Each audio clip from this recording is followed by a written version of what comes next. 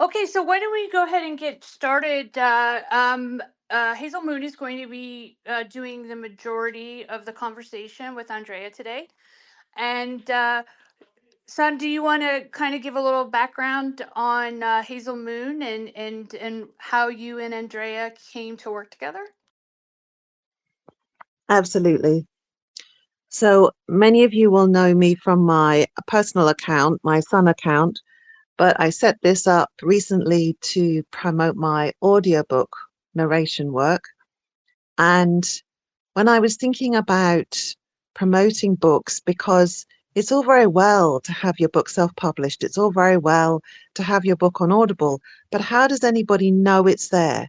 How do you get people to listen? And I knew that Peter had done these wonderful storyteller spaces, and I thought, well, maybe I could do something like that with the authors that I'm reading for. Maybe Peter will come along and help me do it. And so I was messaging with Peter, and she said, well, why don't you just come along to the storyteller spaces? And I thought, well, amazing. That would be so good. And it will really promote some of the authors that aren't very well known. And I had started doing audiobook only this year, and I was mutual with Andreia, and I thought, well, I could just ask her if she would want her books narrated. So I just sent her a DM and said, I've started doing this work. Do you fancy having your books on audiobook? And she said, yeah, that'd be brilliant. And really, it all kind of flowed from there, didn't it, Andreia? It did because people have been asking about my books and audiobooks for ages because I started self-publishing books in 2020. So people have been asking like, does he have an audiobook of that particular book that you published? And I was like, no, I'm sorry. I'm not a native speaker of English, and I was kind of, not very confident in narrating my own books. And then, like, it was um, a life-saving deal with Sun. Like, I'm so grateful. Thank you so much, sister. Oh, you're welcome. So I DM'd her at the end of July and sent her a link to my website where I've got samples of me reading. And then we had a Zoom meeting. And then, of course, we had all the admin to do, didn't we, Andreia? Because to get a book on Audible, which is a sister site, which is owned by Amazon, you have to go through a site called ACX, which is a sister site to Amazon and does the contract and does all the uploading, does the promotion, does all of that kind of stuff, and takes the majority of the royalty share, of course. But to get on that, as the rights holder of a book, Andreia had to register, and that was quite a performance, wasn't it, Andreia? Oh, it was a lot of admin. I had to basically, okay, so here's the thing. I am Brazilian slash Portuguese, and I lived in the UK for 10 years. Because of that, I applied to the EU settlement scheme. And right now, if I want to, I just can move back to the UK. I have the right to move to the UK. So because of that, I did all the admin in taxes and stuff like that. It was like a whole thing that I had to print out a lot of tax reports and stuff like that. Then in the end, I got there and I got like this unity identity tax number whatsoever. I'm not savvy tech or not at all. Those of you who know me, I volunteer for Filia, for the feminist conference. And in the Filia meetings, what happens to me is that, okay, I am a runner and I am a nurture, okay? Don't put me pressing buttons because I'm not savvy techie. So that's the thing. But we got there in the end. We absolutely did. But let's go back because, as you said, You're Brazilian, but you're not living there now. Where are you now? I am living in Belgium, but that's a longer story because I left Brazil in 2004, lived in Portugal from 2004 to 2006, then lived in the UK from 2006 to 2016, then lived in Seville, Spain from 2017 to 2019, then close to Paris in France from 2019 to 2021, and now I am in Belgium. Wow, well traveled indeed. And you speak English and you write English so well. Is it your main language now? I wouldn't say my main language, but definitely my second language. But I joke around about this because like I did live 2 years in Spain. I didn't learn any Spanish. I lived 2 years in France. I didn't learn much French. I've been 4 years in Belgium. I didn't learn a lot of French or Dutch. And I lived 10 years in the UK and I didn't learn Gaelic. I didn't learn Gaelic, even though I was in Scotland. I learned a bit of English. I'm just going to jump in here real quick because what you said, it was important, and what Moon was asking. You've lived all over the world, so you've seen multiple countries and how they treat women, right? And that's the one thing I take away above all else is that you've been in Brazil, you've been in Europe, um, so you have I think a much more well-rounded, been there to see how day to day it is for women in the countries, and I do you feel that has influenced your writing? Let me start that with a joke. Okay. So I'm from Brazil and I live in Portugal, UK, Spain, France, and Belgium. I don't trust any countries in which I'm not allowed, I can't find granny pants for me to wear. If there's only thongs for me to wear. So like yeah, that's the thing. It's the like underlining misogyny in all of it. Like it was impossible for me to find Bermuda shorts in Spain to wear that would go down to the middle of my thighs. You know what I mean? Like I spent 2 years in Spain. Honestly, I had a subway station just around the block, just around the corner from where I was living. For 2 years, a man would teach me how to use the turnstiles. 2 years, a man at the subway station in Spain tried to teach me how to use the turnstiles. Like, I think, like, surely after 6 months, I would know, you know? So like there is, yeah, I think sometimes I say to people that I kind of am equipped. I'm equipped to talk about issues affecting women and girls around the world because I did live in a lot of countries and I do my research. You guys know, if you guys the guys who know me here, the guys and the ladies who know me here, know that I do my pinning thread on issues affecting women and girls around the world since 2019. And so, yeah, it did affect my writing because even my very first book, which was like the book that started it all, it was just an attempt of self-publishing, which is The Grumpy Guide to Quit Smoking. And even then, there is a kind of hint of of feminist writing in there, like even in a very, very light way.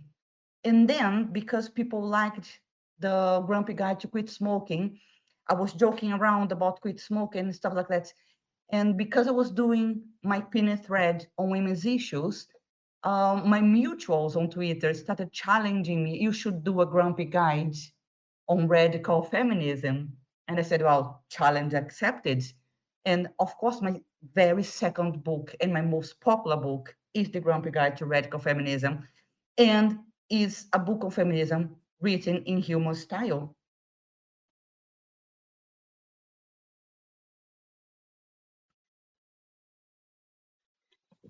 So you were saying that The Grumpy Guide to Quit Smoking was your first book, but when did you start writing? Oh, that's a longer story. Basically, at the age of 4, before I went to preschool in Brazil, my mom was reading books for us at bedtime.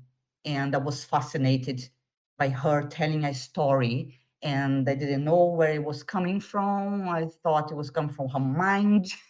I was 4. And she was like, no, it's coming from the book. I'm like, how it's coming from a book?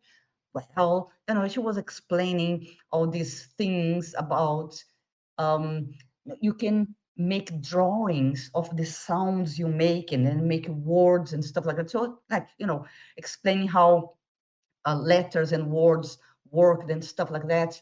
And I was like, oh, that's fascinating. Well, they didn't say fascinating at the age of 4, you get me. But I said, like, how do you learn how to read and write and stuff like that? And she said, well, you have to go to school. And I said, well, I want to go to school. So basically, at the age of 6, from the moment the teacher finished the letter Z, I could read and write. And I went on reading and writing, especially poetry, So I was always told when I was young that if you read a lot, you might end up wanting to write something. And that definitely happened to me because I started writing poetry at the age of 10. And then I kept writing poetry. And then in my teens, I was already writing short tales. And then in my early 20s, I wrote my first detective novel.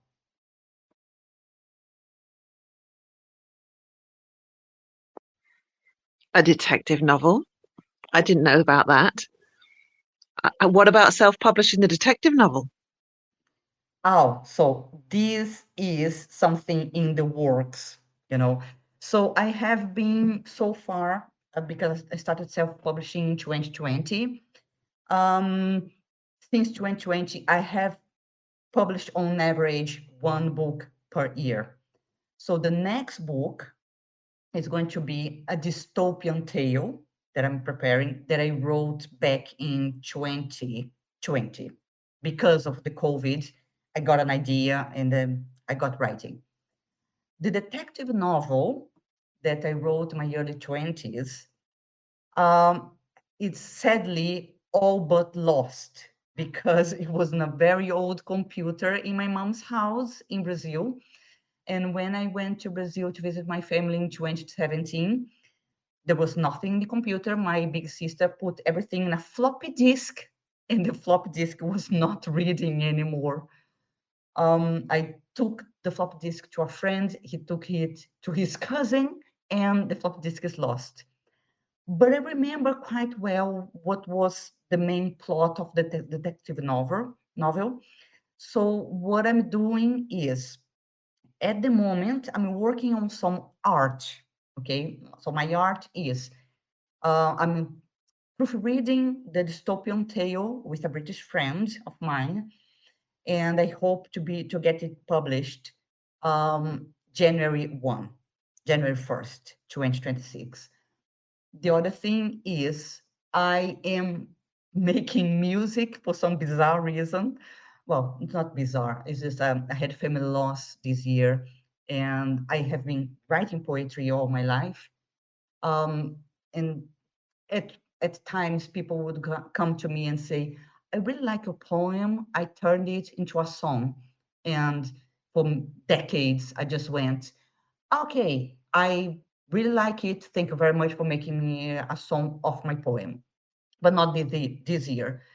Um, Despite for many years, I was like, writing a poem maybe 4 times per year. This year, because I was a bit down because of family loss, my stepfather has passed away last January. I was feeling a little bit more down. and I start checking out poems like every week, you know. And then that happened again. A mutual on Instagram said, I like the poem a lot. I turned it into a song. This time, however, I said to him, thank you very much. It's very beautiful. But he was from the samba music scene, and I am a rock fan. So I said to him, if this poem must turn to a song, it must be a rock song. So he said, well, you come up with the melody, I'll make you an instrumental track to go with it. So we did. After that, I started basically writing songs. So I'm like working on 12 songs, a whole album. So when I finish that, hopefully by the end of November, I'm going to go and finish the dystopian tale, hopefully for January 1st, 2026. And then 2026, I'm going to go back to that novel that I wrote in my 20s. I remember most of the plot, so I'm developing it. But in the way I was doing at the end of last year with this novel, the detective novel, I kind of already have plots for 5 detective novels, so that's an ongoing project. That's what it is. It sounds like you've got lots of books inside you wanting to get written. I wondered if you would read us a bit of one of your books. Okay, so let me get to my files. While you're doing that, I'm just gonna hop in Yeah. and say to you, it's like this compulsion when you need to create. And I love that Sun said you have all these books inside of you. I just thought that was really beautiful. I agree. I agree. Like, it's not only that, like, I have plots for 5 detective novels, but I also have plans to get those short stories that I wrote in my teen years, rewrite them and publish them as a book of short tales. And they all have an underlying topic, which is loneliness, you know, even though one is about a kind of an uprising in Diana's temple in Greek times. I don't know, and then another one is set in modern times, but they all have this underlining subject of, talking about loneliness. And then there's another project that I have in which there is the fact that my mom's mother was born in Portugal, and apparently she went very young to Brazil with her parents, and then she was a white Portuguese woman, etc. And then she fell in love with my grandfather, who was the son of um indigenous woman with a black man. So apparently she was like, avoided by her parents, and they just left her. She was disavowed.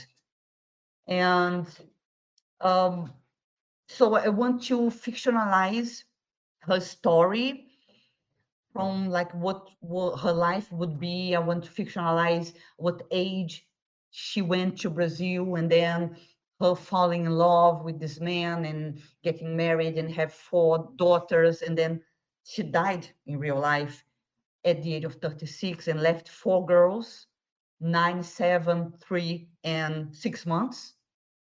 And my grandfather, also real story, he probably just went like in his mind, well, I'm a man, I cannot be raising 4 daughters. So he just, gave away the 4 daughters to anyone. So basically my family, the 4 sisters, my mom and her 3 sisters, lived all separated from each other. They are kind of like 2 of the sisters are like in a WhatsApp group right now. So it's a good thing. They tried really hard all their lives to be together. So the oldest one is in a small city in the countryside where my mom lives as well, but they don't talk to each other. They're like not in good terms with each other because they were simply not raised together. You know, the oldest daughter is like almost a decade older than my mom. And these girls, the older, the second oldest, and my mom, they don't even know the youngest one. The youngest one was given away for adoption, and nobody knows her whereabouts. We don't even know if she's alive. So I want to fictionalize that. And my grandmother was called Maria da Luz, Maria of Light, of the light, if you wish. And it's a funny thing as well, because some time ago, I was thinking of dropping off all my surnames, Andrea de Oliveira Nobre, because de Oliveira came from my father's mom. Nobre came from my um, my father's father, etc. And they're all male surnames. So I did think about dropping all my surnames and be called Andrea da Luis, like my grandmother, because da Luis is not a surname. It's just like a composite name. You know, it's like Annie Marie, if you wish. So my my idea is to fictionalize the story of this grandmother who was called Maria and her daughter who was called Maria, and then my mom who would as a child, because she missed her mother so much because she lost her mother at the age of 3, she would you'd add Maria to her name as well, so the book would be called The Three Marys.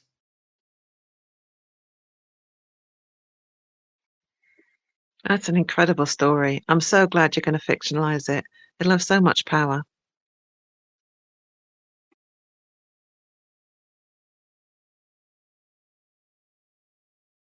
So someone say something here while I look for my files, because I put it all together. I showed the ladies, I showed Pija, and I showed some where my file was, but I can't find it now.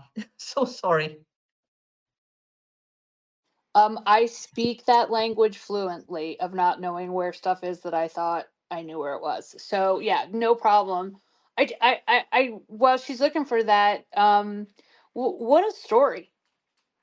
Like, I sent Nat a message just like, well, who would have thought that, and this is part of the reason we do Storyteller, is so that we can see that there's more to the women that we're fighting for out there. Like, we're all flesh and blood women that have had to survive to this point because, unfortunately, society sees us as not equal to men all the time, and we're not as strong, or whatever they want to say. So I mean, who would have thought that that would be a story that we would learn today, right? I feel really honored that you shared that with us, and I cannot wait for to be able to read that. But these are things that you don't get to know about each other in a post, right? I think online is like these little brief snapshots, and they show you one tiny piece of the puzzle of the picture of the whole person. And yeah, I'm just like, I don't know, I mean, I'm just floored by that story. Yeah, it's amazing. And a lot of the books that I've just read, I've always loved those ones that are based on a true story, especially if it is about something to do with the author. I think it, as you say, it illuminates our lives and the different lives we've had as women in such a powerful way. And I've narrated some of those stories too, and they've really been incredible. I was thinking also about what you were saying, Andrea, about writing poetry and how the grief of the death of your stepfather brought that up again. And Peter and I have talked about that, and we've done spaces about grief before. And I certainly found that in my life too, that in my grief, the urge to try to put into words what I was going through was just with me all the time. And I wrote loads and loads of poems in the first couple of years of grief, and it really did seem to help. It just seemed to enable me to focus on it, but in a creative way that was so good. So it really doesn't surprise me that it made you turn back to poetry again. Well, most of you who follow me on Twitter might know by now that I am a massive Bon Jovi fan. And then they they do have lots of songs.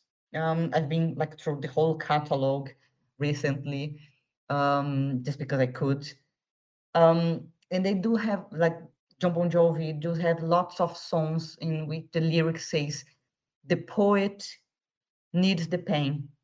And I do find that when I am feeling down, my poems come more emotional. They come even not better, but they do come with a like they convey a lot of emotions. And I'm really, I don't even know what to call myself these days. Writer, singer. As a teenager, I was not only writing poetry and um, short tales and stuff like that, but I did modeling. Like I would catwalk modeling on the runway in fashion shows. I was in plays. I was like non-professional ways, but like model, actress, singer. So like I think I'm kind of calling myself an artist these days. And I use that art to express, not only express myself, but I find that some of the expressions um, that I'm trying to convey, they are more universal and some people can relate to them. And unlikely Bon Jovi, who likes to spread joy, I kind of like to spread misery. I'm so sorry about it.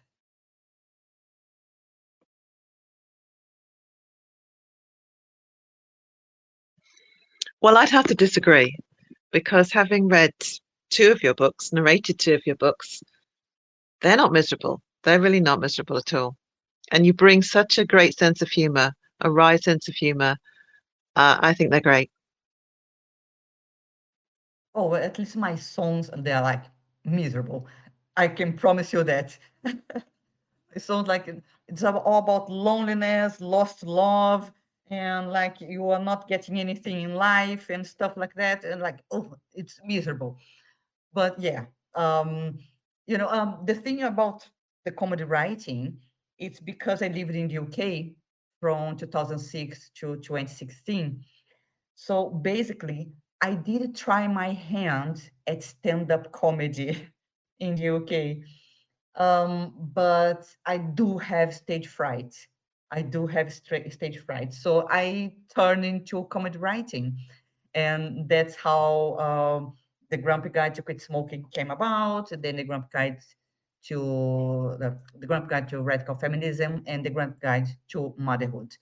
By the way, I have found the file. Yay! Fantastic. Go for it. Okay, so I'm going to read a little bit of the introduction of the Grumpy Guide to Radical Feminism.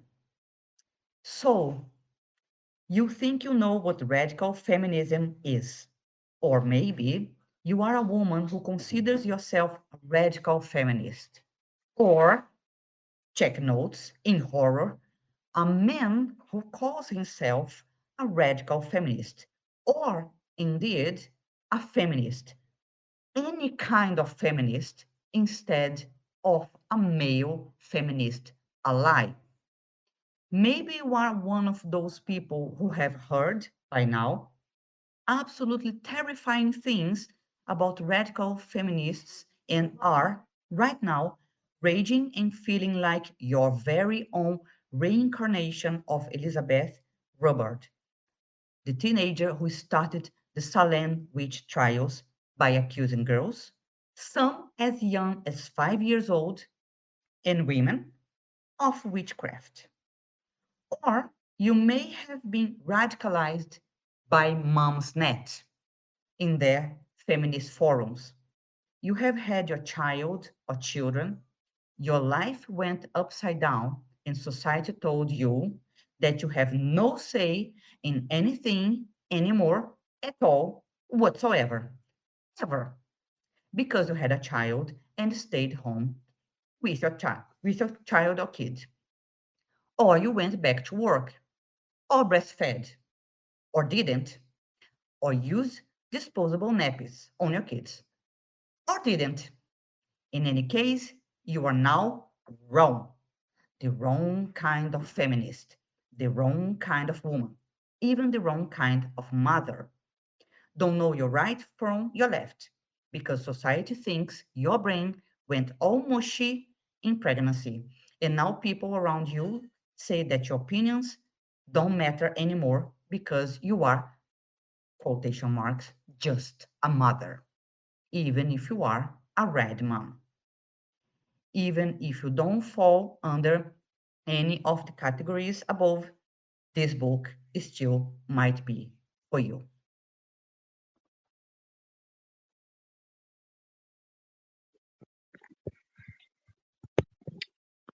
Thank you for that. Yes, it's great. And it's not a long book.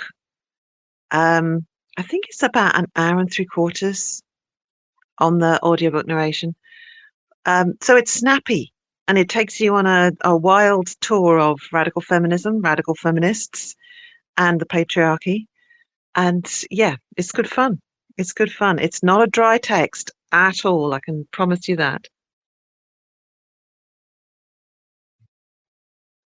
Real quick, I just want to say we are dropping links to Andrea's books down in the comments.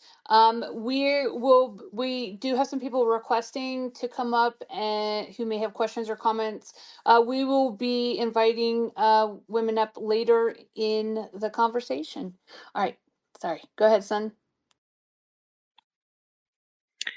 So you chose the self-publishing route. Do you want to tell us a bit more about that and how that goes, especially for authors, would-be authors who want to get self-published, who are listening in? Absolutely. So the thing was, even though I started writing poetry at the age of 10 and went on writing poetry all my life, and then I went on and wrote tales in my teens, and then a whole novel, a detective novel in my early 20s. The thing was, life got in the way. I was trying to find my way. I kind of decided to become a journalist at the age of 14. And that was a whole other journey for me because we didn't have money to pay for university fees. So I had to, instead of going to this high school where you would study the subjects you'd need to know to sit the exams to get a place at university, like a more general high school, I had to go to a more professional one. I had some options: secretary, accountant assistant, nursing assistant. There was one, which is the one I did, which would qualify me as a full-fledged primary school teacher, and I had to choose this one because there were no other options for me available in terms of jobs in the countryside for a woman. You know, you can call it misogyny if you want. I do. But I did become a primary school teacher, and I had to put all aside. I was working all day long. I was at university later on studying to become a journalist. And then, like, life was all in the way, and marriage and kids. And, my younger one is on the autism spectrum, and I was hands full. So even though I kept writing tales and poems throughout my life, I did have to, like, I put my writing aside I thought there were more important things, priorities and stuff like that. So what happened was in 2019, when we moved to France, was when my younger child on the autism spectrum went to school. Now, that was a handful as well. The school had to lock the school for my son at the age of 5 to not come out of school looking for me because he couldn't understand the concept of being in a building without his brother, mom, and dad. He just couldn't understand. So that took us a while for him to adapt to a school environment, which eventually happened. So when it happened, I realized that I had been so full on of everything, I didn't have time to think about anything else. I think the first thing I did, and that was in 2019, I think I watched a series for 3 weeks and slept. I think that's what I did. And the thing was, after that, I was like, okay, what about, going to more writing? Like, why wouldn't I go back to my writing? I have nothing else to do. I had no job at the time. So I went back into writing, you know, and that's how the Grumpy Guide to Quit Smoking came about. It was like January 1st, 2020, I did quit smoking. It was like, you know, basically, that's a funny story, in my opinion. I was mutuals with a woman. I don't know if she's the writer and Authors Association member, Julia Williams. I think it was her. She was like, "So Andrea, you kind of quit smoking in 2007 before you had your first child, blah blah blah. How did you do it?" So we start talking, and this was 7 a.m. in the morning, okay, January 1st, 2020. And I was like, and I was like, um, yeah, you know, I just was talking to her, and I was just waiting for the shops to open for me to buy cigarettes at 9 a.m. But we spoke for 2 hours. Um, and after that, I said, you know what? I'm going to be your, quit buddy. And then we started trying to quit smoking. And then I was documenting, kind of documenting in funny ways. I found, because there were some situations that were happening to me. Like one day I was going to pick up my children at school, and I saw this tree in France, and like there's a joke about it. Apparently, the France's fruit is the cigarette. Like France national fruit, something like that. So there was this tree on the pavement, and it was packed with cigarette butts. And I looked at that, and like I genuinely thought, when you do snow angels on you see snow, and like you go do snow angels in the snow. I wanted to lay down on the pavement and do that on the cigarette. That's how hard it was for me. And so these jokes came about, and I was putting them on Twitter, and people were laughing at them. So I decided to kind of expand these jokes and talk about the methods of stuff like that. That's how my writing came about. Now, what I do for my writing is this: I prepare the file, and I'll upload the file to Amazon. So for you to do that, let's talk technical here. I use a website called, you can use all kinds of websites if you have the technology, if you have if you're savvy tech. I'm not. So I use a website called Readsy, okay?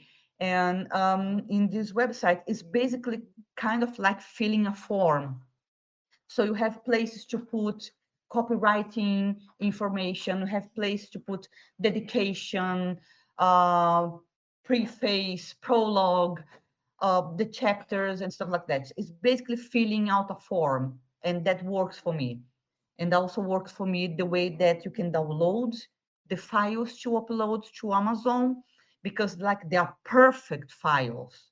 If I did that on Word docs, it would be a mess. I wouldn't get the files right, you know. But on Reedicy website, for instance, you have like you can download the PDF that is exactly the same format that Amazon accepts for KDP as the Kindle. Let me see the acronym KDP. KDP stands for, I'm looking up. So it's Kindle Direct Publishing, right?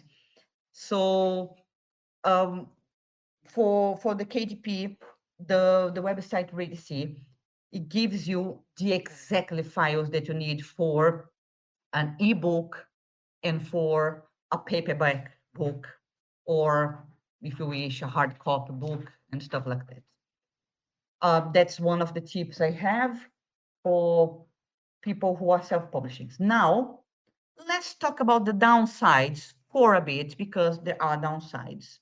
Okay. So I actually made my psychologist, my mental health therapist left today.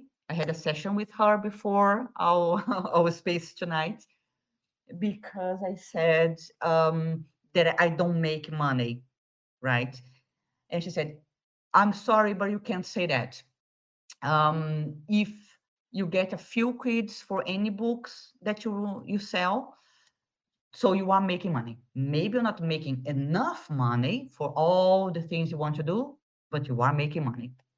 And I said, well, maybe that's like kind of like, people around me saying like, well, yeah, you don't make money because you don't have a contract job.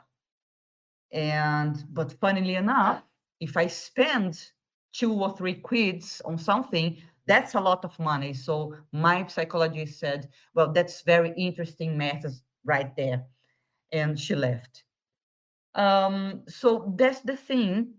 The thing about self-publishing that might not maybe for many people, for me is fine, in the sense that I feel I have control over what I want to write for real.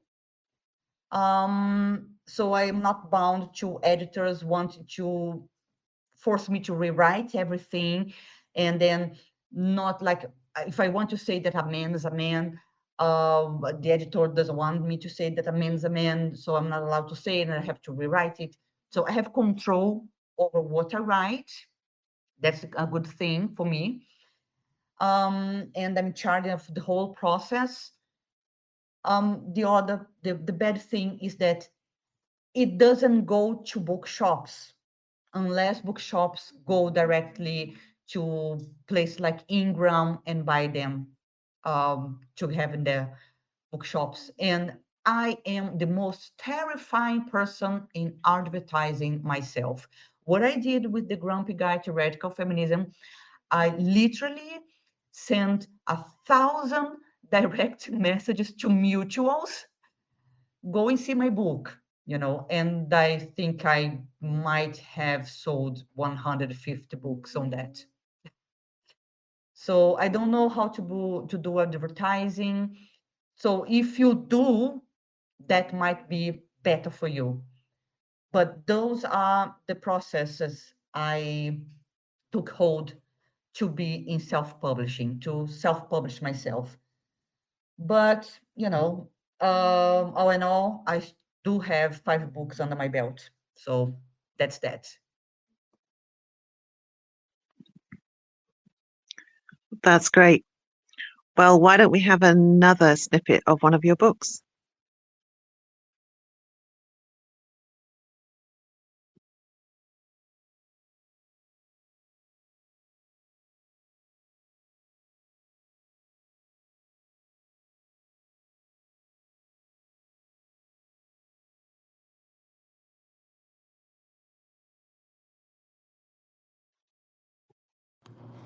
Can, is it? I don't hear it. Is she still with us?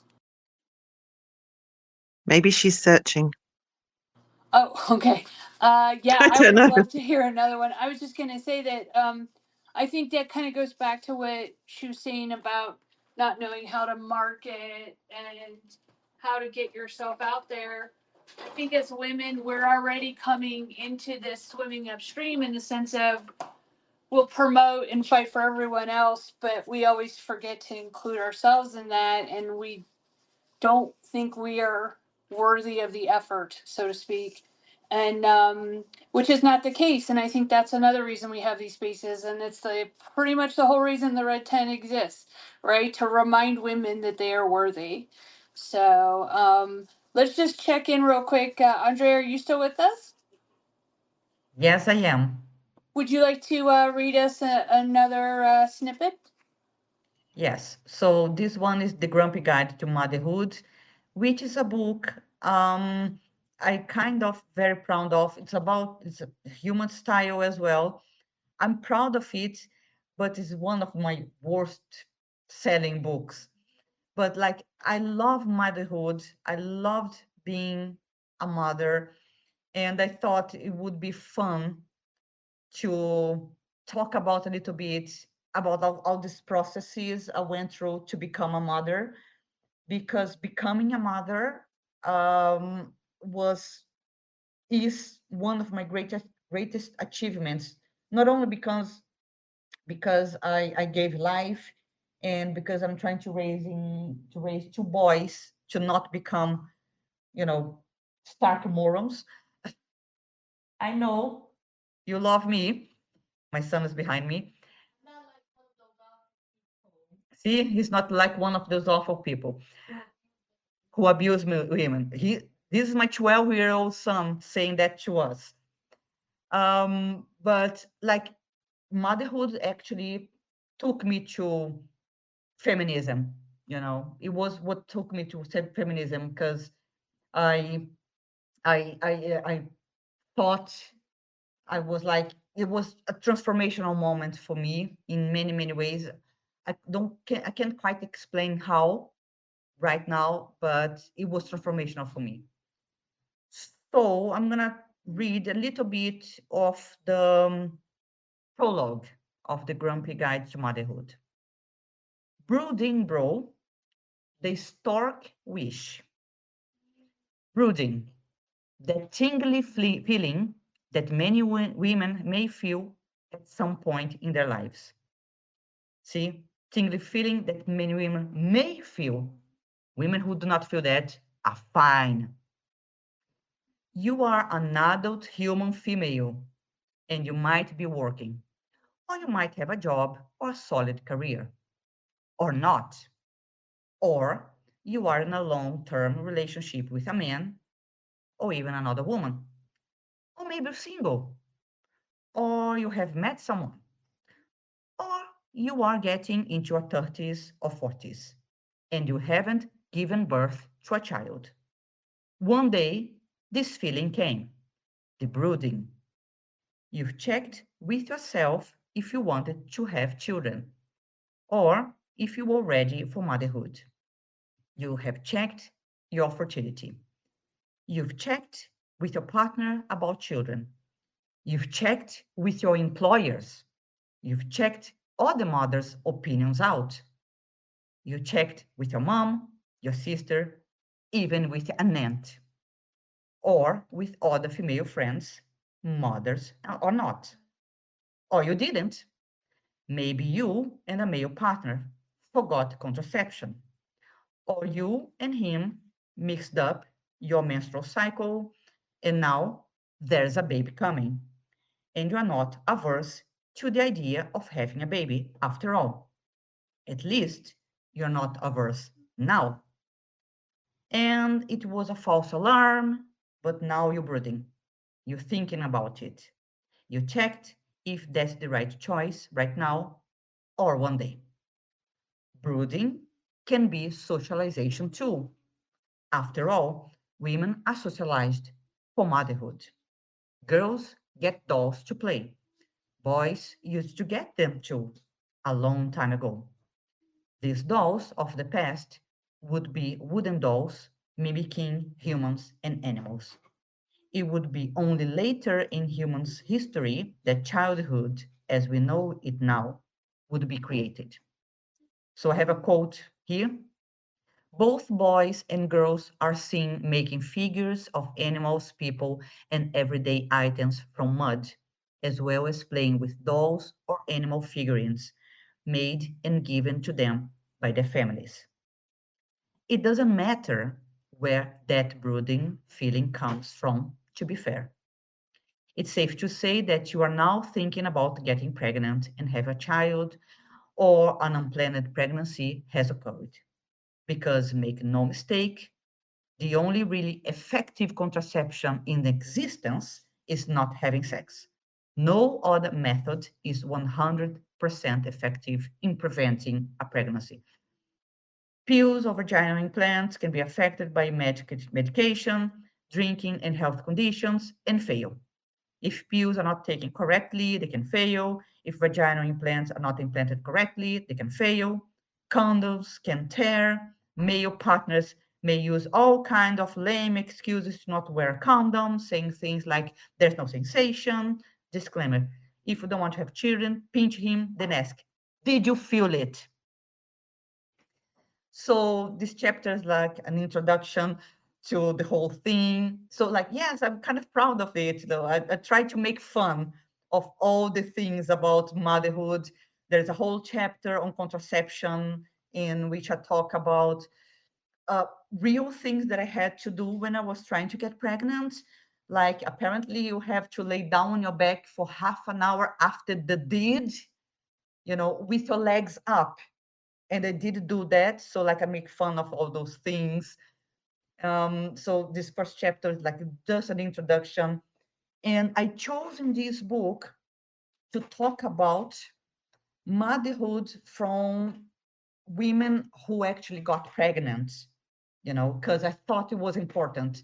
Because I wanted to talk about pregnancy and all the things that pregnancy entails, all the transformations that a woman goes through a pregnancy and childbirth and eventually breastfeeding, or even if she doesn't breastfeed at all.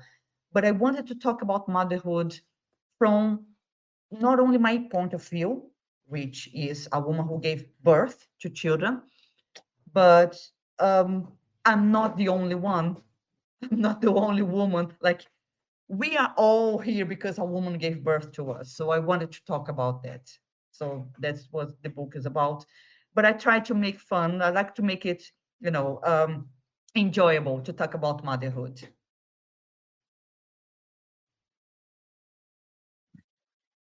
And that's really interesting that it was motherhood that brought you to feminism. Did you not feel that you were feminist before that? In a way, yes, because I am an actual survivor of child sexual abuse. So at the age of 8, I was sexually abused. And what happened after I was abused was that like this pedophile, he said I was, I only did that because you were very special, you know. And for a second there, I kind of believed him in the way like, okay, so if he only did that to me, I'm just, just get on with life. But then days later, I was talking to um, girls in my neighborhood, you know, and the the topic, the main topic for some time was like these girls were bringing up upskirting, but like the real upskirting, like boys lifting up girls' skirts to see their underwear at school. And the opinions varied at the time. One said like, oh, I don't like it. The other said like, someone told me that if boys do that, it's because they fancy you. You know, like the girls, like we were 5, 6 girls at a time, and we just listened to each other. I was kind of 8 years old, and we were all about that age, from age to 8 years old to 10. We all listened to each other. We didn't judge anyone, even the ones who like, I don't mind, it's just like boys being boys. So we listened to each other, and I was quiet, and I was asked my opinion. So what I said was, well, it's not only the boys at school, you know. And then I told them what this 60-year-old man did to me, because he forced me to touch his penis. And to my horror, the girls, like we were six girls maybe, four of them said, "Oh yeah, he does that." So I found out at that moment that he was sexually abusing lots of kids in the neighborhood. And only learned later on in life that this man actually, he started abusing boys, then he went to abuse his own daughter, and then that one of the boys was my big brother, and he abused my big sister, me, a foster sister of mine, a little girl that was being raised with us, all the girls that lived in the street he lived, so like we are about 20 kids. So after that, I decided to tell my mom what happened. And she was horrified. And we went to tell my stepfather what happened. But the thing was, this man, the pedophile, he was married to a female cousin of my stepfather. So when I told my stepfather, he went bananas and he accused me of defaming his relative. And I have no idea how I stood my ground, but I insisted, no, this happened. I'm not defaming. I'm not like making up a story. This did happen. And he was like, there's no way that this man, my relative, wherever, did that. He's such a religious man. He goes to church every Sunday. And I kept insisting. And then there was the talk that silenced me for decades, because he said, then you must have done something to provoke him. And that was my second violation, So after that, I was trying to navigate the world. What I did was like, the first thing I did was I I am not um, continue continuing any kind of contact with this man, you know. And I faced backlash even as a child, because like if this man, he was our neighbor, if this man was coming towards me on the safe pavement, I would cross the street to not be anywhere near him. So nobody has any reason to accuse me of provoking him sexually, you know. The second thing I did was I talked to a lot of elderly women, because they were the only ones who gave me any comfort in that situation. You know, they were like, they comforted me. They gave me their wisdom. We talked about poetry and stuff like that. Maybe this is one of the reasons I started writing poetry at 10 as well. And the other thing I did was I started reading women, like at the age of 9, I remember reading this book called Pollyanna, um, by Eleanor H. Porter. And she was a 9-year-old as well. She had this contentment game, if I'm not mistaken, in which she tries to find the bright side of things, even if the situation might be quite stark. And um, apart from that, you know, I was already doing this kind of, leaning towards a feminist vision, But of course, at the age of 8, I didn't have words for pedophilia. I didn't have words for feminism. But what I can say is that I did that, and I also, warned the girls who the girls who might not have been abused by the guy, I said to them, please do not stay close to this man in any capacity, you know, and I might, fingers crossed, I might have avoided some other girls being sexually abused. So that can be the beginning of my feminism. But, you know, in my teen years, I was like all about having good friendships with women and girls. I'm still best friends with my best friends that I met when I was 15. And I questioned. I think that was like the prototype of my feminism. I questioned because I was generally raised with people telling me that we didn't need feminism anymore because we can wear trousers, we can marry whoever we want, we can divorce, we can work, we can study. And I kept seeing women being abused, and I questioned, and I saw a lot of abuse, and I lived it as well. All these men who would like, I was in 2003, I was engaged to my husband, and then this guy came up to me in a nightclub and chatted me up, and I said, well, I'm not interested. This is just an example, and I'm not interested. And he was butthurt because he thought he was very good looking. Why you're not interested? And he was insisting.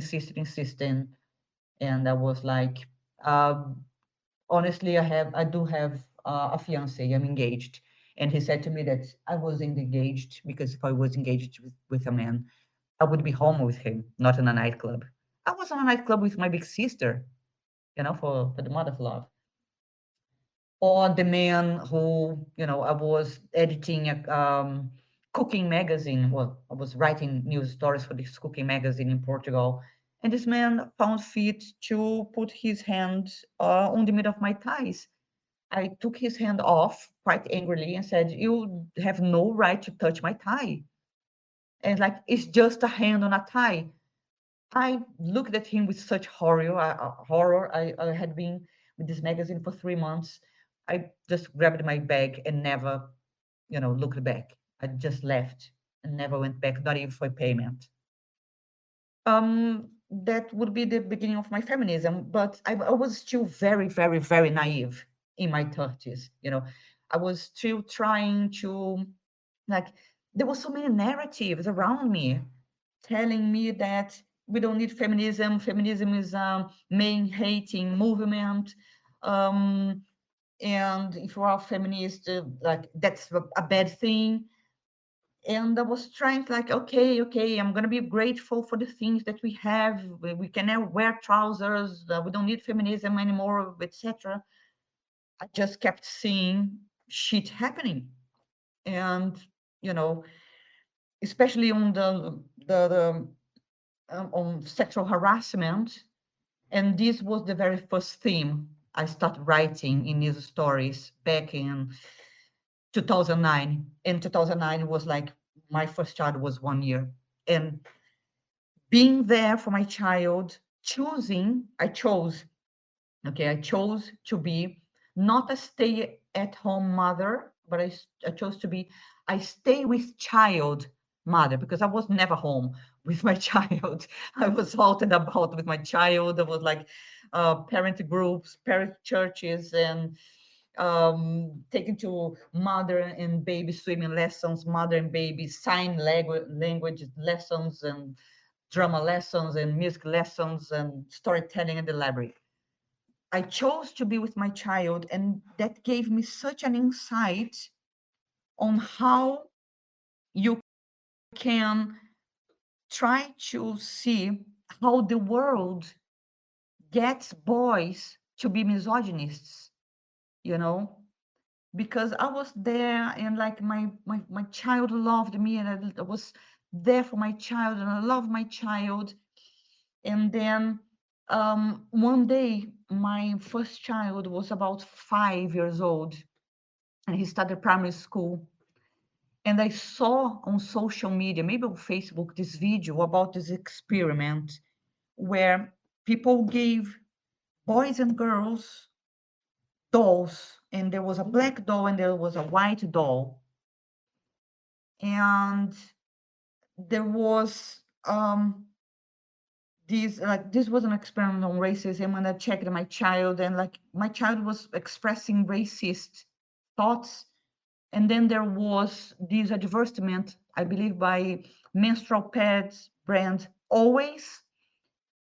And this advertisement was like this men, these people asking young women, run like a girl, jump like a girl, and throw like a girl.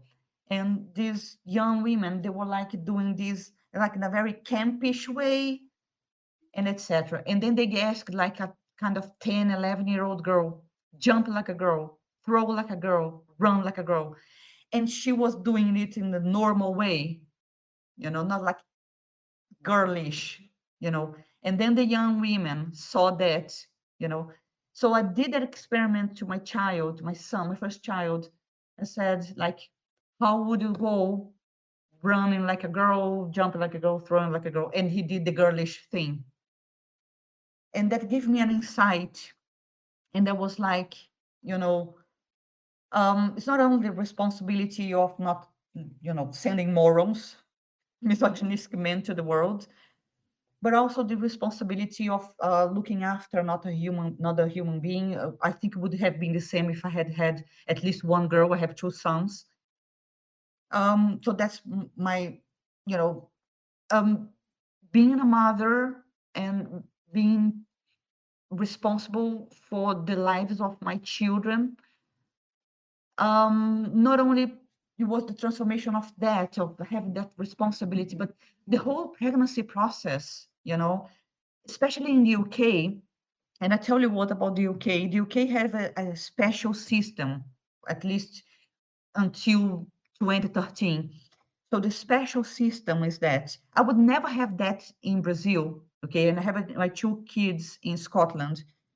So you go for your first antenatal appointment, and then they ask you everything about your health and stuff like that. They build up your health background, and then they take notes, they make into files, documents, and then they make a big folder, and they give that big folder to the mother. And then the mother has the responsibility of bringing that folder to every next antenatal appointment. And when you go to your next antenatal appointment, at least in my two pregnancies, this was the way. They came to me and asked me how I felt, what I was feeling, what symptoms I might be presenting. Do you do have headache and stuff like that, blah blah blah. And I felt as if I was heard for the same time, as if I existed, because honestly, um, until that point, and having gone through the sexual abuse and that silencing that happened when I was a child, I pretty much wanted to disappear, you know, and then to be seen again as a full person with opinions and valid opinions, opinions that were valid, that made a difference. And that's why I say that I became a feminist after I became a mother.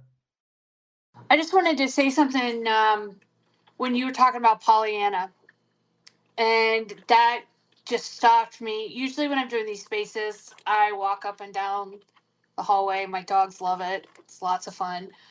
But when you brought up Pollyanna, that movie left such a mark. Like, I think when you're there, some of us were lucky enough to have come across the book or the movie and about the glad game and looking, don't just give in to the darkness. And it's stuck with, I still watch that movie once a year. And so that I just find that really interesting that you brought up that specific book, because like that was monumental, and I do use it, and I don't care what people think about it. It's why I try and always be kind to people, to the best of my ability. And even though my life wasn't that great in the past, I'm still always like, my favorite thing to paint about is hope. And I think a lot of it comes from that movie and the imprint that it was on 9-year old me watching it on VHS, kind of thing. So I just find that really interesting. Real quick, we're going to go ahead. If you want to come request to speak, if you have a question or comment for Andreia, please request. Um, we are going to focus on the voices of women today. Thank you, men, for coming in and listening and supporting us. So yeah, if you have any questions or you have comments and you want to join us up on the panel, please send us a request.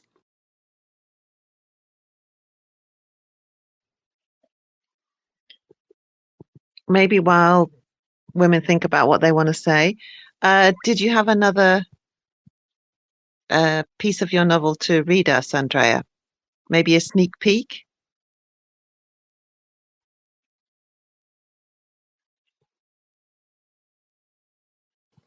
Andreia, can you hear Sun? Maybe she's off Oh, searching. yes, sorry. I was searching and I was on mute. I'm so sorry about that. Oh, so that's fine. We all As do it. always, as always.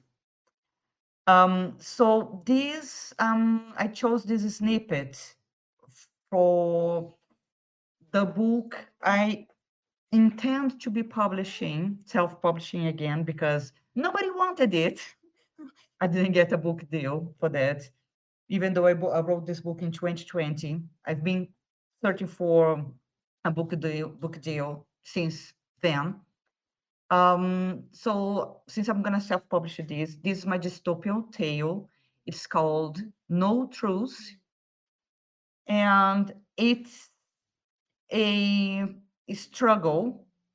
It's about a struggle that I fictionalized that the COVID pandemic was way worse than it actually was. And then the number of human beings plummeted to dangerous numbers. And then women were quite the commodity to repopulate the earth. And um, they didn't, put up with it. So this is the snippet of No Truth, my dystopian tale. When I left the men's world, I was in my late 40s. I was a wounded woman. I was wounded physically, emotionally, legally. I was a mother by compulsory motherhood. I was the mother of a girl conceived through sexual abuse. And I was not given a choice either, like all the women, in capital letter, in my family, whether I wanted to have her or not. I didn't decide to take a pregnancy to term, even after sexual abuse. I was given no choice in the matter, so I dealt with the cards I had. I had her. She was the fourth generation of my lineage that I knew of, who was going to navigate a sexist world, whose mothers had been very young during childbirth. Most of them, the women in my lineage, were impoverished and destitute. There is only so much you can ask of a woman in such hardship. I kept my child, whatever reasons you might think, only she wouldn't have the chance of becoming an adult, despite me going through the pregnancy and becoming a mother to this little girl, who I loved from the beginning. for whatever reasons you might think. That's one of the most important status I have ever had. I was a mother to my child. I am now Jamie Doe and a woman in my 50s. I adopted this name when I became a task force member and when I became a task force leader for the women's communities. I kept it. We call them women's communities because the women who left the men's world have no countries anymore. We are everywhere, but we are not bounded by country borders anymore. As Virginia Woolf once wrote, as a woman, I have no country. As a woman, I want no country. As a woman, my country is the whole world. That is what the women's communities are. We have no country. We have women's places, places where all women can live free of exploitation from men. That was the plan.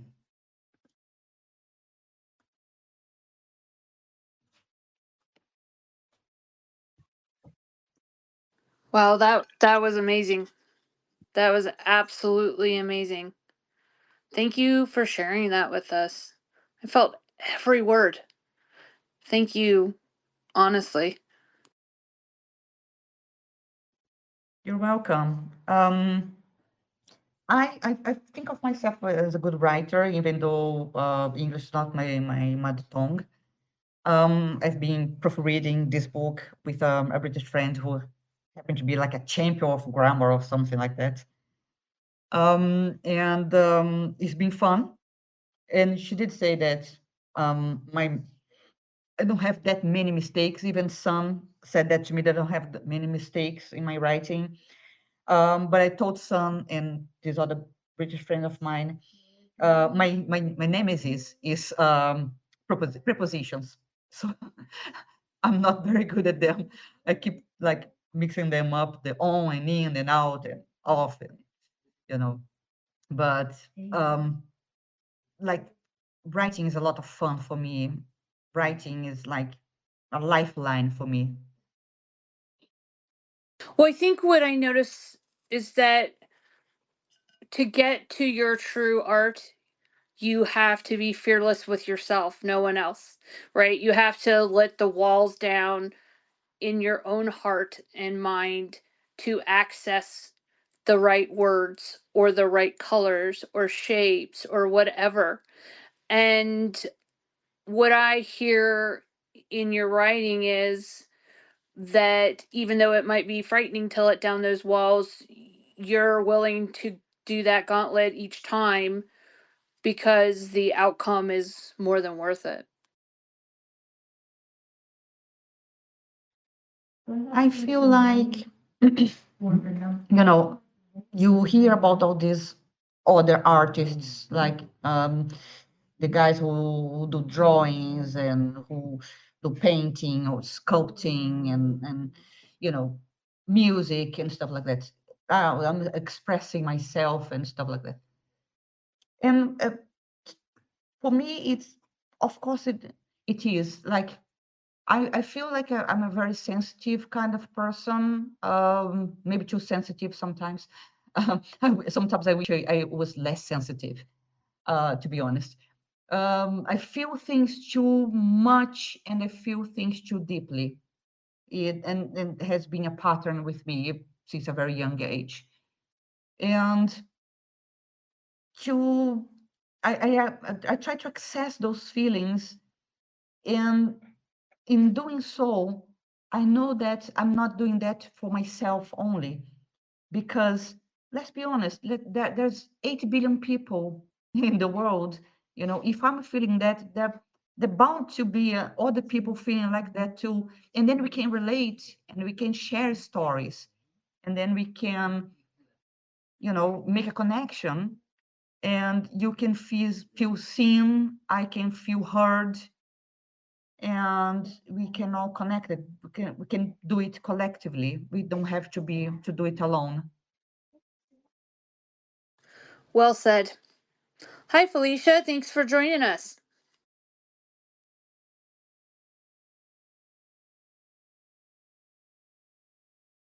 Watch Felicia. Hi. Did I catch you getting something out of the fridge? I'm sorry.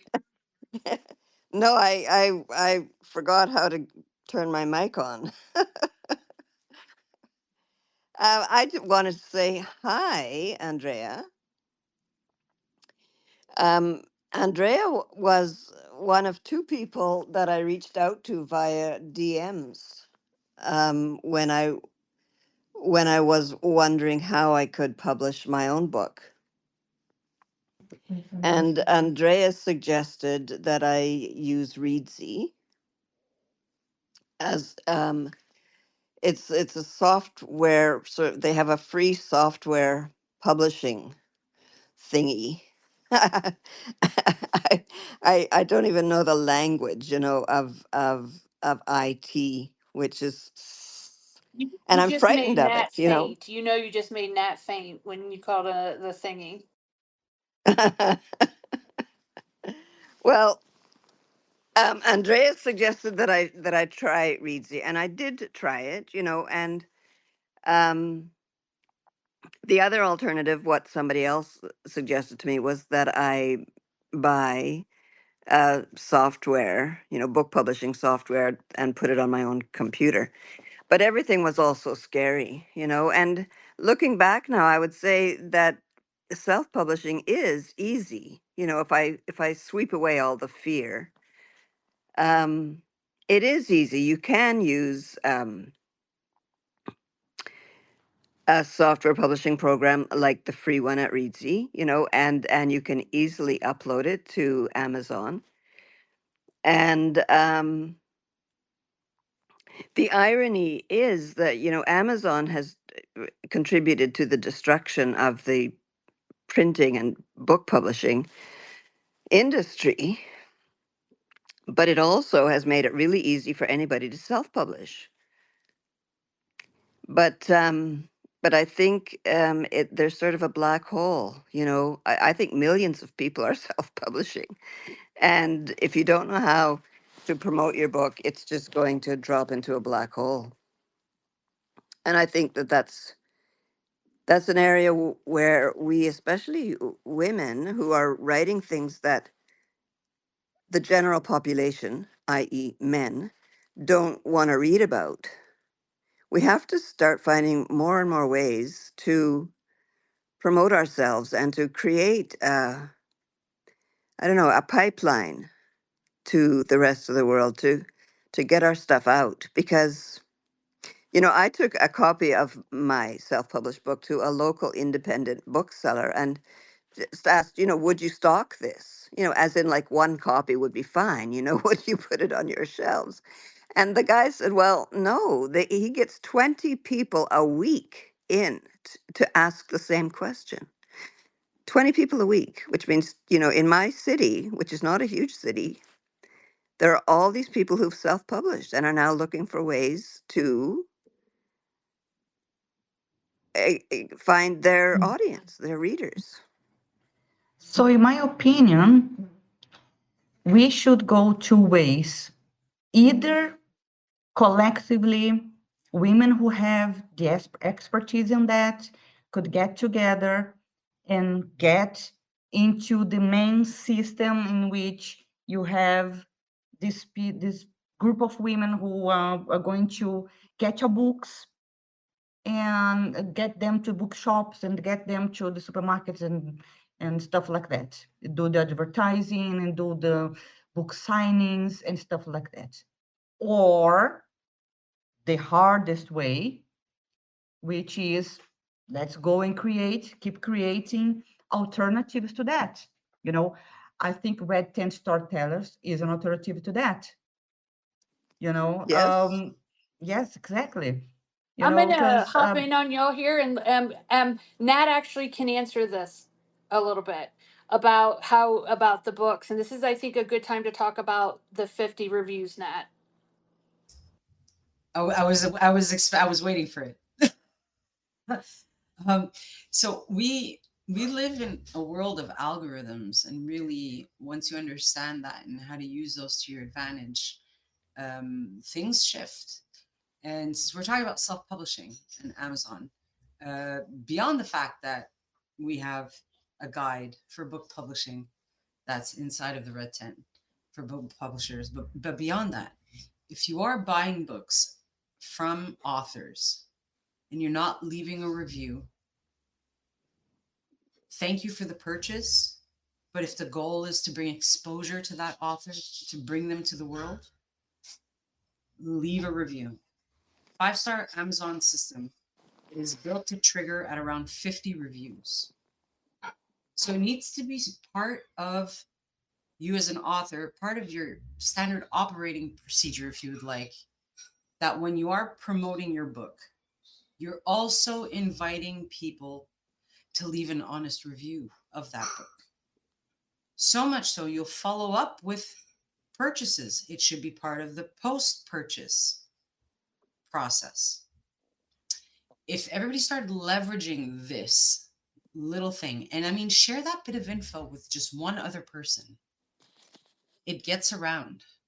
If we all, because I mean, show of hands, how many of us have bought books off of Amazon, whether it be to support, someone within the turban, or just because we're readers and we buy books. So the reviews is one of the biggest pieces in leveraging the dead internet theory, dare I say it, where nothing really is ever organic. It's all algorithms. And that's how you get the book publishing algorithm on your side. And I'm even going to do some promo here. Once you hit those 50 reviews, that's when you get Hazel Moon to do your audiobook. And that's when you start spreading your wings outward, Ingram Spark, etc., the different platforms that allow you to upload your book. But yes, 50 reviews. It's a magic number. Well, Leave a review. I have given away a bunch of books to people in exchange for them leaving a review, and it is not working. People are frightened, I think. Okay, well, on Amazon, they have to actually purchase the book from Amazon. You can't leave a review without that. How many, No, if I you can ask, can. You can. how many books have you given? Dozens. You can leave a review if you haven't bought the book. It doesn't matter.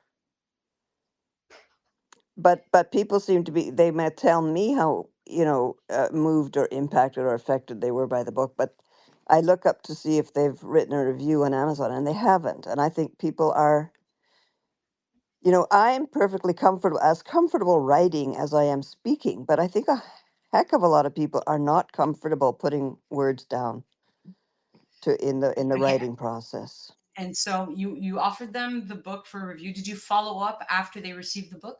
No. Okay, so I'm just going to put some math to it. That way you can grasp the world that we live in.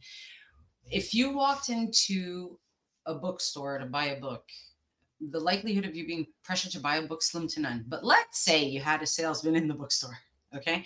You're facing a human face to face. It's harder to say no. When we talk about numbers, they're only about 3% of those whom you ask to take action that will actually take Right, action. exactly. So if you've given 50, then the odds are no more than 3% of those 50 may leave a review. Yeah. That's why it has to be part of every time you promote your book. If you buy my book, please leave me a review. It needs to be part of the procedure. Every time you promote, it needs to be there after you've sold a book, the post-purchase follow-ups, and it's volume. I understand it's hard, but as somebody who has 2 other businesses that, that's all we do is work in developing businesses, speakers, authors, you name it, business owners, it's not easy. The numbers hurt. 3.5% is not a lot. And that's a benchmark average across all the different themes of books that there may be there, right? Well, I If you're don't just, know. if Um, you're, if you're new to this, it's normal that you may not even hit 1% because it hasn't been part of what you've regularly done. But I promise, if you keep asking for reviews and try to drive for the reviews wherever the opportunity presents itself, whether it's today, tomorrow, in a year, those algorithms will pick up on your book. Hey, we're You gonna know, real well, quick, mm, because we're getting feedback in the space from having three people's mics open. So we're gonna. This is a great topic, and I say we get back to this at another time because our time with Andrea is wrapping up. So I'm gonna turn it back over to Sun.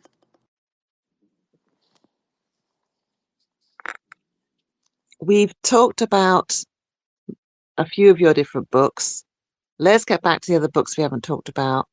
And let's talk about Girls Matter, because that's a really special book. What brought you to write a book for girls?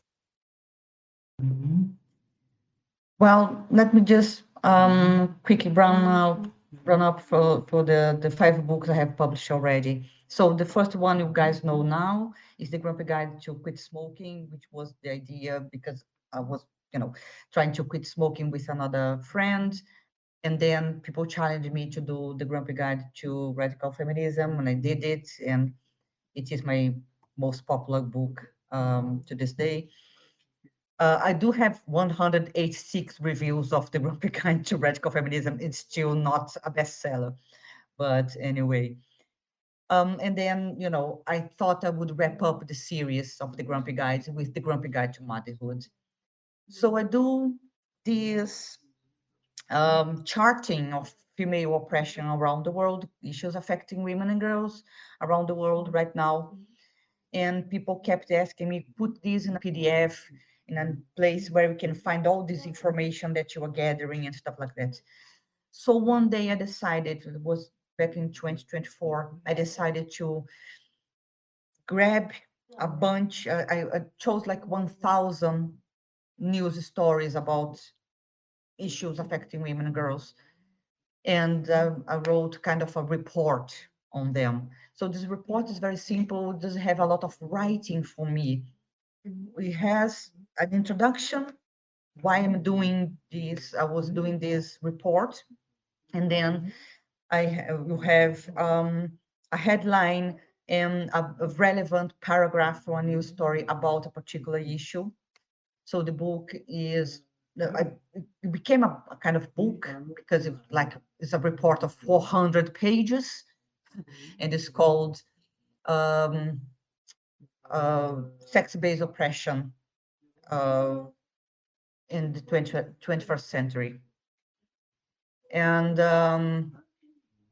so I it's a, yeah, women's sex-based oppression in the 21st century.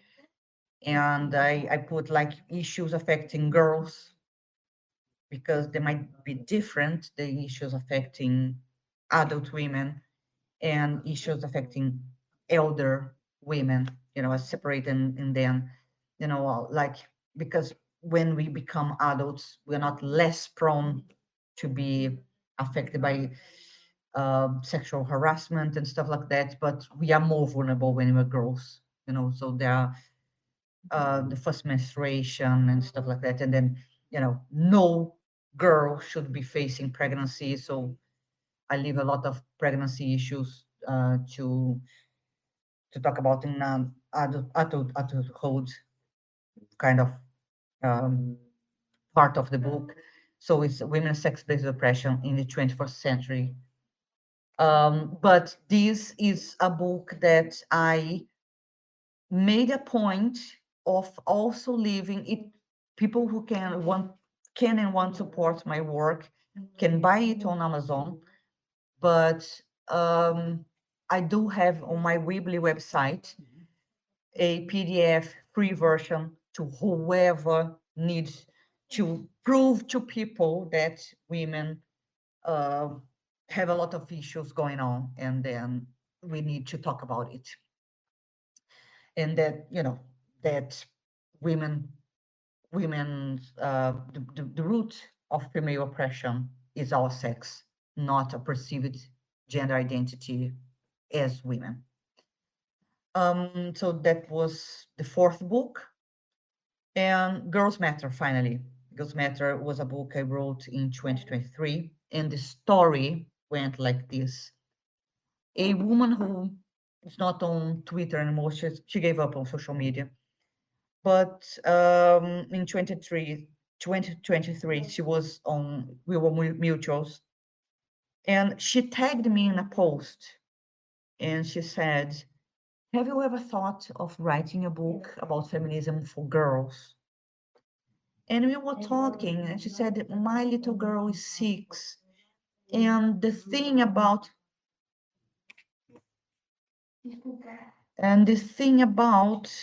this, she was telling me the other day, this mother was telling me, she was telling me the other day that the teachers, the male teachers, give preference to the boys, and the boys don't let the girls play ball with them.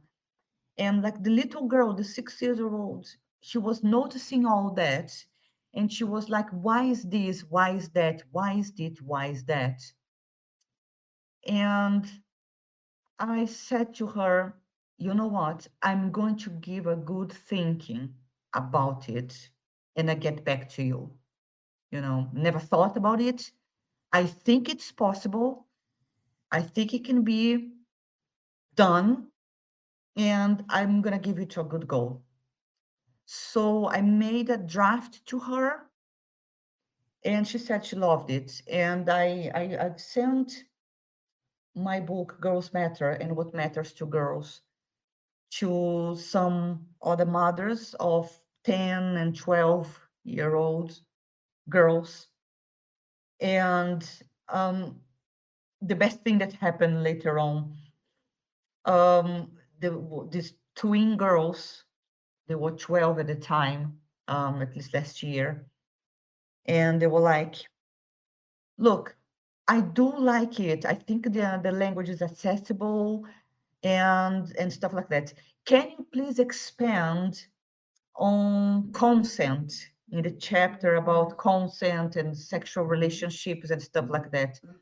I said I certainly can. And so I went on expanding on that. Do you know the woman on Twitter who is the Atta Girls, who brings stories about wonderful women? She saw it as well. I gave her as a better reading. She kindly read it for me. And she said, can you do a chapter on women's history? And I said, that's a good idea. And I took that in, and you know, that's the second or third chapter. And I took that all in, and it's a book for girls, like basically from 10 to 18. But honestly, any girl who can read at the age of 6 or 7, the language is as accessible as possible. You know, I don't use elaborate language. I use very direct, straightforward sentences on purpose because of my training as a primary school teacher. You know, so like, isn't it Albert Einstein who said, if you can prove that you understood an issue, if you can explain that issue to a 5-year-old. So it's something like that.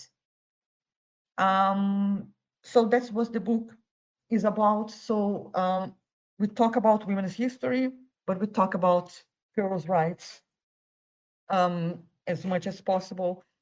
We talk about like how you matter, how we talk about I talk about stereotypes.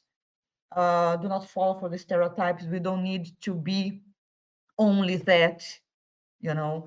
You have as much rights as the boys. The boys have rights, the girls have rights too.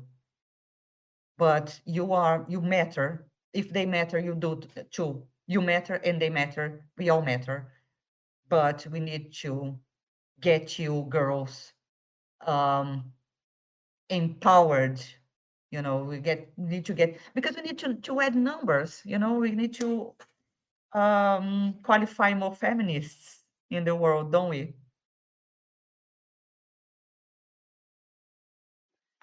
Yes, we do. And I really love, I didn't know that about Lily doing asking you about the women's history chapter. And you have packed that chapter. I mean, almost every other sentence is a new woman to think about, who did this, who was the first lawyer, who was a healer, who was a warrior, who was a queen. And I'm telling you, that chapter took me so long to prep for, because the names of these women, because they're from all over the world, they're Greek, they're African, and I was thinking, oh my. So I was on that YouTube channel. How do I pronounce XYZ? But it was an education for me as well. So it was great.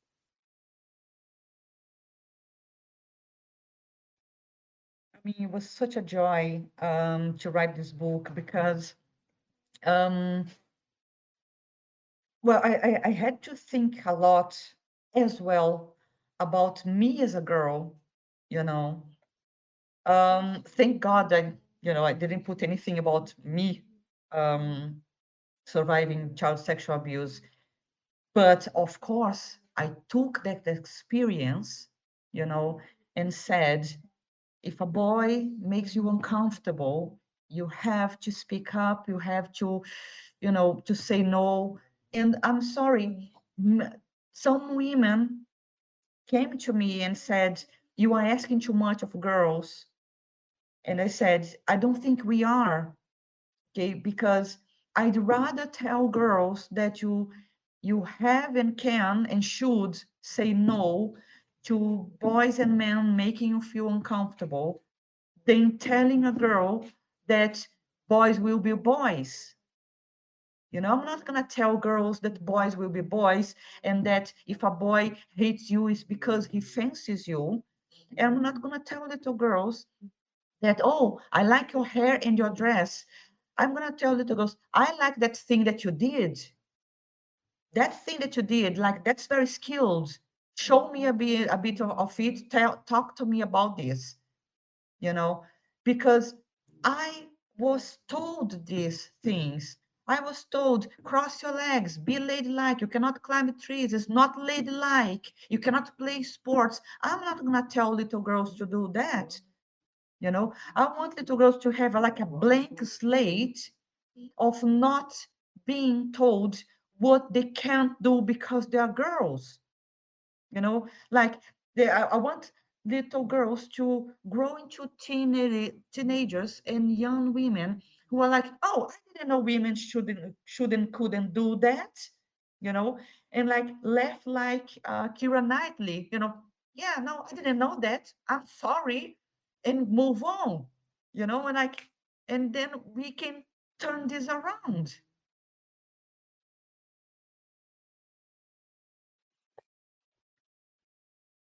Yeah, so anybody that has a girl in their life, 10 to 18, that's wanting to introduce feminism in a really accessible way, you got to get this book or get the audio version. Any more comments or questions? Because we've just got about 10 more minutes. Yeah, I just wanted to thank Andrea for joining us today for the premiere of season 2 of Red Tent Storytellers. I've loved getting to know you beyond, like I said in the beginning, beyond the post, getting to know the woman. And I am going to, when I get done, go and write a review of every piece of literature that I've purchased on Amazon to support women. I have to, as Pija, it is my duty to put up or shut up. So I'm going to go do it. Um, I just really appreciate you coming today, and we will want to know what's going on with you in the future. We would love to promote you on the Red Tent. As you know, you're more than welcome to join us with any pieces that you want over there. Our whole purpose is to support women. So before we get to the what's coming up in the future, Andrea, is there anything that if you could say one thing to all the people in this room, as far as we know we're not out of this fight. We know we have a long way to go still. What would be your words of hope that you would want everyone here to hear? First of all, uh, is there anything else more than keep speaking up? We have to keep speaking up because in the end is work. It works. It works. We know that we do, but we also it might sound utopic, but we might want to connect with as many women as possible, um, even though we might don't do not agree with them totally, entirely. And I keep telling this example. About a decade ago, I heard from Brazil about a group of women who were Catholic women and who were evangelical women. So, really religious women. And this group of women, they were pro abortion, you know, even though them themselves would be a bit like, yeah, well, I would never do it, but they were, imagine this, a group of Catholic women and evangelical women who were pro abortion. The group was for that, and I thought that was so wholesome, that they understood the issue, that um, their consent to have a pregnancy doesn't have to extend to other women. It's like we are saying nowadays about toilets. Women consenting to men in female toilets doesn't mean that we do. We don't have to agree with them. We don't have to, like, they're not consenting for us, you know? And we need to keep speaking, you know? I know that I have been a little bit failing with my pinner thread. I promised that I was going to do one new issue per day of the year 2025. Um, but it's just I just had to deal with a lot this year, family laws, and I was down in my failing health, perimenopause. It was like, now I'm fine. I'm fine. I'm like on progesterone tablets. So HRT replacement therapy has started. I'm fine. Hot flushes are gone. But I was in a bad shape. I was in a really bad shape until the end of September. So, but we need to keep, like, I'm going to keep I'm going to update my Pinot thread soon, and who knows, might be that one in the future, one of my ongoing projects could be annual report on issues affecting women and girls because they are of the female sex, not because they identify as women, because they have that gender identity as women, you know. So I think we are now seeing, so many things happening. The Supreme Court in the UK, we have so many good news, but it might not be in our lifetime when we get everything overturned. But we do need to keep speaking. We do need to keep speaking. Keep hope. If it gets too much to you, do what I do. Like, I'm a Bon Jovi fan. Like, I bought tickets for Bon Jovi next year. Go and listen to music. Go and dance as if nobody is looking at you. Find your time, but then come back and, like, come back with your zero F's to give. Come back, be outspoken, you know, be careful of swearing so you don't get blocked by Baroness Nicholson. But, come back, keep with us, I even did do stuff that might keep you afloat if you are struggling. One of the things I honestly did, I think one of my friends is even here. I did a small Twitter group of only women who are Bon Jovi fans. And like, we talk about everything. We talk about feminism, we talk about women's issues, and like the boys are not allowed. I asked them like, are we all okay with the boys not being allowed here? And they're like, yes. So it's women's spaces. Create your own spaces for anything, book club, but be connected with women and come back and, speak up. And if you can, be a voice for someone else who can't.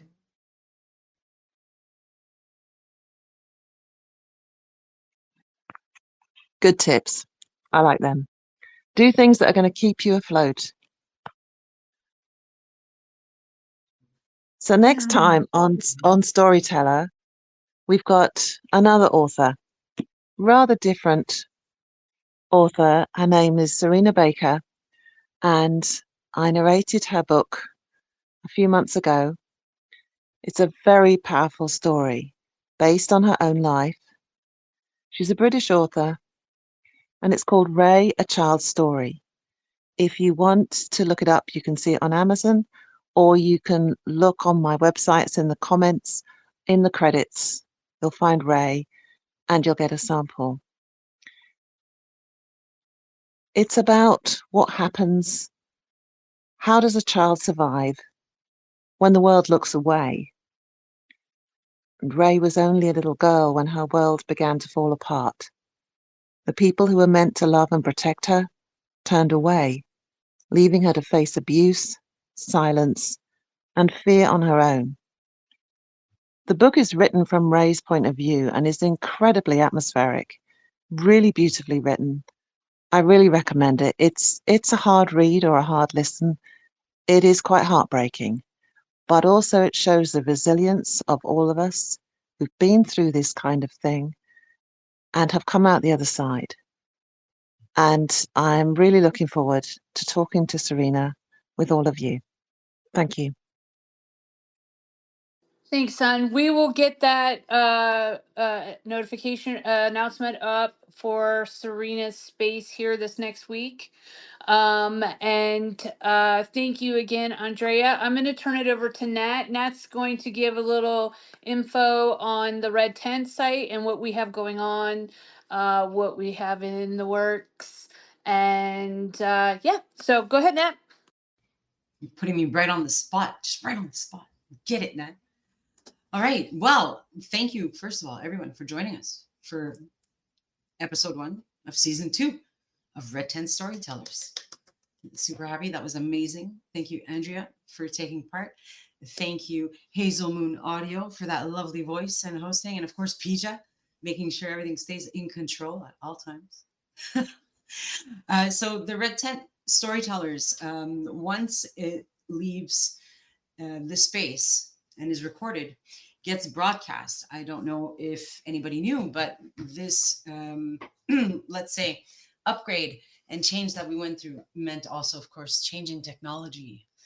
And we're archiving everything. So this episode is not only in the space, but will be on Amazon Music, on Apple iTunes, on YouTube Music, on Spotify, on iHeartRadio, on Podbean, and many others.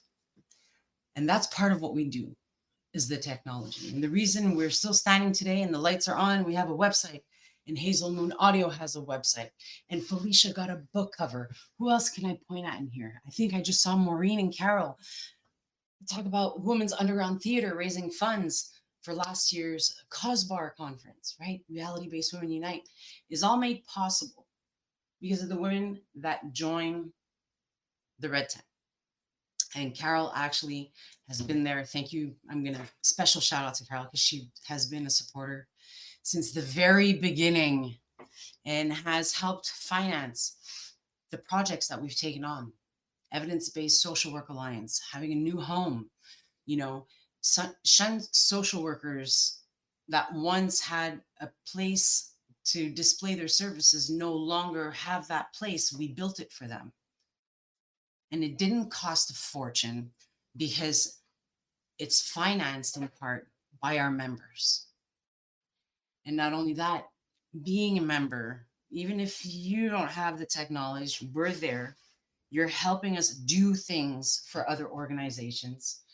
We're also offering you the skill sets. We were just talking about book publishing. Geez, would you have a blast with the live sessions that we have inside of our Discord channel. So I'm going to drop, I think I already just dropped the link. Okay, from Ember through to Eternal Flame. When you join the Red Tent Collective, you're doing so much. It's a snowball effect. It's you getting to lean on all of the knowledge of a collective consciousness of women on an international scale, because we are international inside. It's you helping finance the technology needed to maintain this fight to protect women and children's rights. Because even if you don't like tech, you cannot like it, but you have to not ignore it. What we're up against is huge. It's technological. And if we just pool our energy together, we can do great things. And I pride myself in hoping, anyways, that the Red Tent plays a part in being the glue that brings those pieces together when an idea comes to mind, like a postcard campaign, and getting a large JPEG that nobody knows how to format. We fixed it. We fixed it and we made it possible. It's these little things, this technological accessibility that's going to allow us to stay at the forefront. And so please do join the Red Tent Collective. We appreciate you. It's because of all of you that we're still up and running. And I mean, what do you need? I feel like a genie in the lamp. Poof, what do you need? Poof, what do you need? We're there for that. Join storytellers. If you have a story to tell, we want to hear you. It will be archived in so many places, they will not be able to erase it. That's what we do. All right, Pija, back to you. Good job. I know I have to put you on the spot. That's what I do. At least I didn't usually to Emmy. I go, let me ask you a question. Bottom line is, even if you can't, and I know how expensive everything is, even if you can't support us in a higher tier, the Ember is free. Support the women that are coming to us. Every woman who's getting her words put out on our site and everywhere that it is because, like, from not only is Nat running two companies, she from sun up to sundown, we're working on things in the background. So it doesn't cost you anything to point an artist in our direction who maybe needs some direction with tech, right? We're just waiting for women to ask for our help. We are basically just waiting for women to say, hey, I'm not getting the progress that I want. But there's plenty of women in this room that can attest it doesn't stop me from going and telling them, hey, why aren't you doing storyteller? Hey, why aren't you writing for us? There are so many amazing women out there with something to say, and we believe in you. It's time for you to believe in you. But yeah, please just either follow us on X, go subscribe. We have a YouTube. This is the coolest I've ever been. I'm on a YouTube channel. So I think I got one half a cool point with my son. But I just really, our whole purpose is to uplift and empower women. But there's only so many of us. So we're asking for your help to empower women by signing up to read their newsletter. That doesn't, like, if someone can send you emails that say grow your hair back or stop the sag in your bra, then why can't we with news about women? Right? So please go subscribe to the Scarlet Frequency on all the major platforms. We have up there Felicia's storyteller space. We have Kara Dansky's storyteller space. We have Vaishnavi Sundar's storyteller space. We will have Andrea's up there. We have women booked through the first of the year for this series of storyteller. We want 6 more women for the next series. We want you to reach out to us and say, I want to talk about this, or there's this thing that happened. Can we talk about it and how it affected my decisions and or whatever? So stop thinking that you don't have something that's worthy of hearing, because we don't feel that way. We think that you absolutely have something worth hearing about. So and that is all. Thank you again to our amazing guest, Andreia, for joining us today, and to the comparable Hazel Moon, who is just warm brandy, that voice. And go follow them. Go check out their websites. Go check out Felicia's book, Little Bit of God. She entrusted me to do update the cover for her, and it was an honor. So please, and write a review. If you leave the space and you go purchase anything going forward on Amazon that is by a woman that you want to support, write a review. And that's an easy, that doesn't cost you anything. It's one less angry tweet at a TRA. So, yeah. So that is all. Thank you so much again for joining us for the first episode of series 2 of Red Tent Storytellers. We will see you in a couple weeks with Serena Baker. Thank you so much to everyone. Have a great day.